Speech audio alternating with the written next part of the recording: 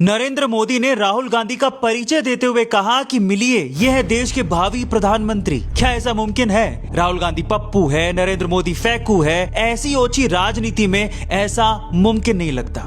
लेकिन देश में एक ऐसा वक्त था जब पार्टियों के बीच में और नेताओं के बीच में मतभेद तो थे, लेकिन मनभेद नहीं थे। दलगत राजनीति और निजी दुश्मनी से ऊपर उठ के राष्ट्रहित और हुनर का सम्मान किया जाता था। जी हाँ, भारतीय राजनीति में एक ऐसा वक्त आया था जब उस वक्त के प्रधानमंत्री ने विपक्ष के नेता को भावी प्रधानमंत्री के रूप में इंट्रोड्यूस करवाया था। साल 1957 भारतीय संसद में एक तीखी बहस चल रही थी और तब विपक्ष के एक 32 साल के युवा नेता ने तब के प्रधानमंत्री जवाहरलाल नेहरू की नीतियों की जमकर आलोचना की। वो आलोचना तीखी तो थी, लेकिन उसमें भाषा की मर्यादा और गजब का तर्क था। वो युवा नेता कोई और नहीं बल्कि अटल बिहारी वाजपेयी थे। नेहरू जी उस युवा नेता के भाषण और उनकी दूरदर्शिता से इतने प्रभावित हुए कि जब वो शाम एक विदेशी प्रतिनिधिमंडल भारत आया तो नेहरू जी ने वाजपेयी जी का हाथ थाम के उनका परिचय करवाया और कहा कि इनसे मिलिए, ये भारत के भावी प्रधानमंत्री हैं। और इतिहास गवाह है कि नेहरू जी की ये बात सच साबित हुई और अटल बिहारी वाजपेयी भारत के एक बार नहीं बल्कि दो बार प्रधानमंत्री बने। अब ये कहानी हमें ये याद दिलाती है कि विचारधाराएं अलग हो सकती हैं, पार्टियां अलग हो सकती हैं, लेकिन जब देश की बात आए तो एक दूसरे के प्रति सम्मान